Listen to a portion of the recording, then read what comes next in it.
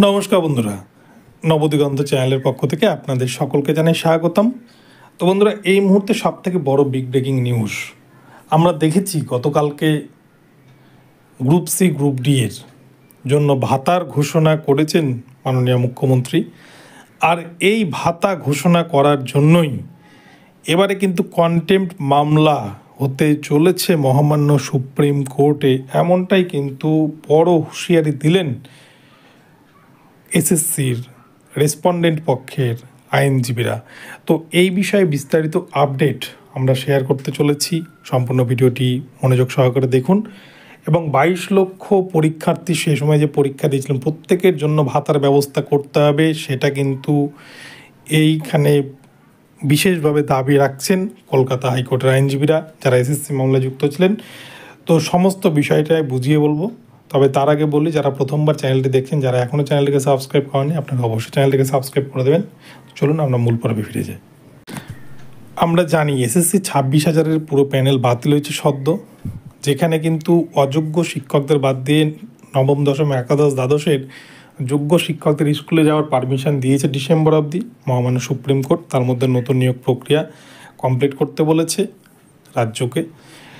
এবং group C group D এর কর্মীদের জন্য কিন্তু তারা স্কুলে যেতে পারবে না, সম্পূর্ণ নতুন সিলেকশন প্রসেসে তাদেরকে চাকরি পেয়ে আসতে হবে, তাহলে তাদের চাকরি থাকবে, নইলে কিন্তু তাদেরকে চাকরি থেকে টার্মিনেট করে দেওয়া হয়েছে অলরেডি, তাদের বেতন বন্ধ হয়ে গেছে। কিন্তু এখন যে বিষয়টি সবথেকে গুরুত্বপূর্ণ, আমরা দেখেছি গতকালকে প্রেস কনফারেন্স করে মাননীয় মুখ্যমন্ত্রী তিনি কিন্তু গ্রুপ সি গ্রুপ ডি এর সকল চাকরিহারা যোগ্য অযোগ্য সকলের জন্যই কিন্তু একটা মান্থলি ভাতা 20,000 টাকা, গ্রুপ ডি এর জন্য, গ্রুপ সি এর জন্য 25,000 টাকা একটা ভাতার কিন্তু ঘোষণা করেছেন, যেটা কিন্তু এই মাস থেকে তারা পাবেন। তো এই ভাতা ঘোষণা করার পরেই সরব হয়েছেন এই এসএসসি মামলার সাথে যুক্ত যে সমস্ত আইনজীবীরা ছিলেন তারা।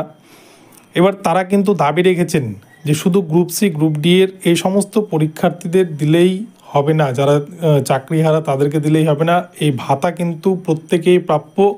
তাহলে যতদিন আপনার সিলেকশন হচ্ছে, তাহলে প্রত্যেককেই, অর্থাৎ 22 লক্ষ পরীক্ষার্থী যারা সে সময় পরীক্ষায় বসেছিল, যাদের অ্যাডমিট কার্ড রয়েছে, প্রত্যেককে কিন্তু এই ভাতা দিতে হবে রাজ্য সরকারকে। আর এই ভাতা দিতে না পারলেই কন্টেম্প্ট খাবে রাজ্য সরকার, কেননা সুপ্রিম কোর্টের নির্দেশ অমান্য করা। সুপ্রিম কোর্ট পরিষ্কার বলে দিয়েছেন যে এই সমস্ত ইন সার্ভিস পুরো প্যানেলটাই যে বাতিল করে দেওয়া হয়েছে, সেখানটাতেই কিন্তু গ্রুপ সি গ্রুপ ডি এর পুরো চাকরি টার্মিনেট করে দেওয়া হয়েছে। নতুন রিক্রুটমেন্ট প্রসেস তারা বসবে এবং সেখানেই কিন্তু তারা নিজের যোগ্যতার প্রমাণ দিয়ে আবারও তাদেরকে চাকরি পেতে হবে। তো রাজ্য সরকার তাদের জন্য যে ভাতার ব্যবস্থা করেছে, এটা নিয়েই কিন্তু কলকাতা হাইকোর্টের আইনজীবী বিক্রম ব্যানার্জি স্যার, তিনি এসএসসি মামলার সাথে যুক্ত ছিলেন, তিনি কিন্তু চরম হুঁশিয়ারি দিয়েছেন। এবং এই সম্পর্কে নতুন কন্টেম্প্ট মামলা আগামীতে সুপ্রিম কোর্টে হচ্ছে আবারও প্রধান বিচারপতির বেঞ্চে। এবং এই কন্টেম্প্ট মামলায় কিন্তু রাজ্য সরকার কন্টেম্প্ট খাবে বলেই কিন্তু আইনজীবীরা আশা রাখছেন।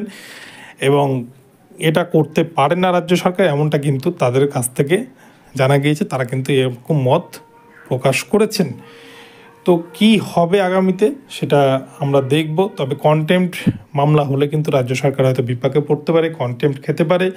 কেননা যেখানে সুপ্রিম কোর্ট পুরো প্যানেল বাতিল করে দিয়েছে, যেখানে গ্রুপ সি গ্রুপ ডি এর চাকরি বাতিল করেছে, সেখানে শুধুমাত্র তাদের জন্য কেন ভাতা ঘোষণা করলো রাজ্য সরকার, এই প্রশ্নের জবাব হয়তো সুপ্রিম কোর্টকে দিতে হতে পারে রাজ্যকে।